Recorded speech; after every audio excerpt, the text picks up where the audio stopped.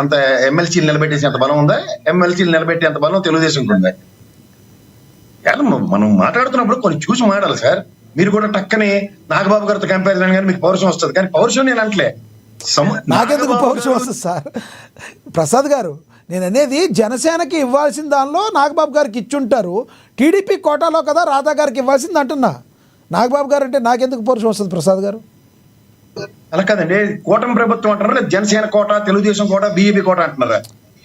Sir, కూటమి ప్రభుత్వంలో జనసేన ఒక పార్టీ, బీజేపీ ఒక పార్టీ పంచుకునేటప్పుడు దామాషా పద్ధతుల ప్రకారం వాళ్ళు పంచుకుంటారు. వాళ్ళ దానిలో వాళ్ళు ఏదో సీట్లు త్యాగం చేసిన క్రమంలో నాగబాబు గారికి ఇచ్చుంటారు. అసలు రాధా గారికి ఇవ్వాల్సింది టీడీపీ కదా. మరి టీడీపీ ఇవ్వకపోతే నాగబాబు గారికి పవన్ కళ్యాణ్ ఇచ్చేది ఎమ్మెల్సీ డైరెక్ట్ గా. అదే సార్ నేను అనేది, అది జనసేన కోటాలో ఇచ్చారు వాళ్ళకి.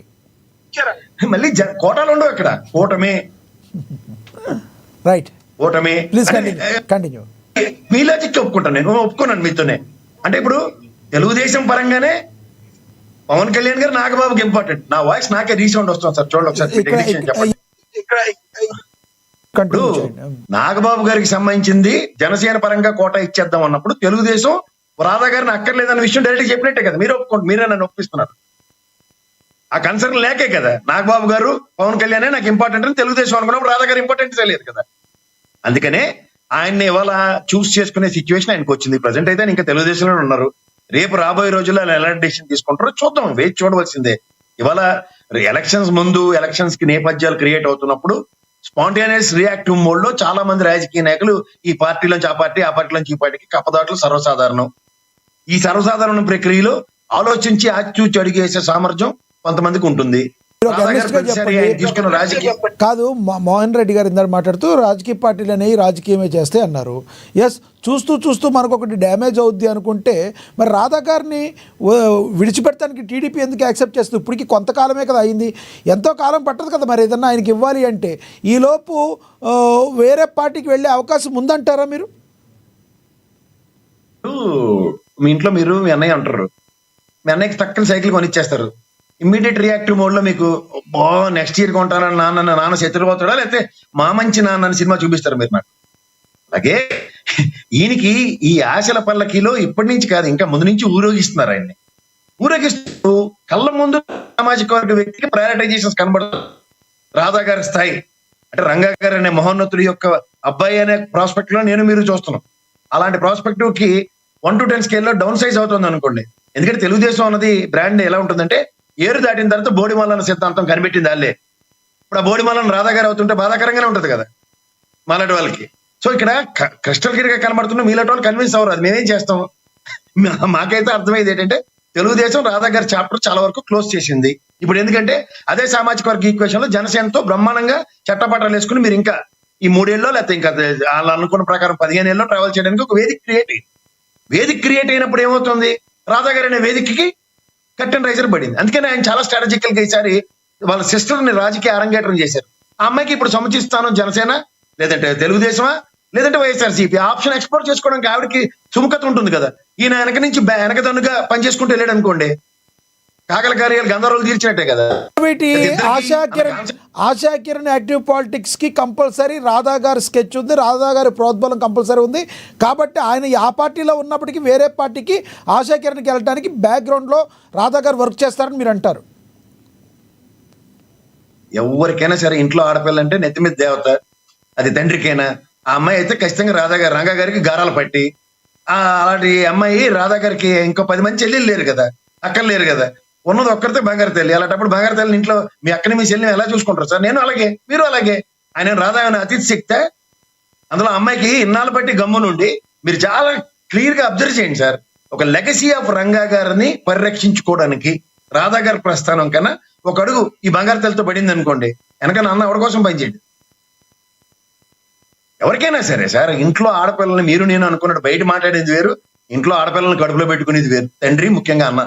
ఇక్కడ ఇంకొకటి కూడా చాలా మంది క్వశ్చన్ అడుగుతున్నారు, ఎక్కడైతే రాధా గారు నాకు ఇక్కడ సరైన వాల్యూ దక్కలేదు అని చెప్పి గతంలో ఉన్న వైసీపీ పార్టీని వీడి బయటకు వచ్చారో, మరి అలాంటి పార్టీలోకి ఇప్పుడు ఆయన టీడీపీలో ఉన్నారు, టీడీపీలో సముచిత స్థానం దక్కిందా లేదా, ఆయనైతే బయటికి రాలేదు కాబట్టి ఇప్పుడు అది వేరు. కానీ బయటకు వచ్చి ఆయన నాకు వైసీపీలో మంచి జరగలేదని చెప్పారు. అలాంటి పార్టీలోకి ఆశాకిరణ్ వెళ్ళే అవకాశం ఉందంటారా? అలాంటి పార్టీలోకి, లేదంటే ఈయనే పంపుతున్నారని అంటగా మీరు మాట్లాడుతున్నారు కాబట్టి వీళ్ళిద్దరూ కూడా వెళ్ళి వైసీపీలోకి వెళ్ళే అవకాశం ఉందంటారా? పంపుతున్నాను ఏమనలేదు, మీకు అలాగ అర్థమైపోయి ప్రీ కన్సీవ్ నోషన్తో డిబేట్ చేస్తే నేనేం చేయలేను. ఆవిడకి ఆప్షన్ ఉంది, ఒక అన్నగానే వెనక నిలబడతాడు. ఇదే తెలుగుదేశంలో ప్రస్థానమా, లేకపోతే జనసేనలో ప్రస్థానమా, లేకపోతే బీజేపీలో ప్రస్థానమా, కాంగ్రెస్ లో ప్రస్థానమా, వైఎస్ఆర్సీపీలో ప్రస్థానమా? వాళ్ళ అన్నకు అవమానం జరిగిందని చెప్పి ఈయనాగడం, ఆయనకి అవమానం జరిగింది ఈవిడవడం ఉండదు. ఎవడి రాజకీయ ప్రవేశాలు, ఎవరి రాజకీయ అరంగేటరు. ఇప్పుడు కవిత ముందు ఇక్కడ తెలంగాణలో వాళ్ళ పార్టీ మీద గన్ను ఎక్కబెట్టింది ఆవిడ. ఇక్కడ జగన్మోహన్ రెడ్డి గారి సిస్టర్ ఉన్నారు, ఆవిడ కాంగ్రెస్ లో ఉంది, ఆవిడ బాణాలు వేస్తుంది.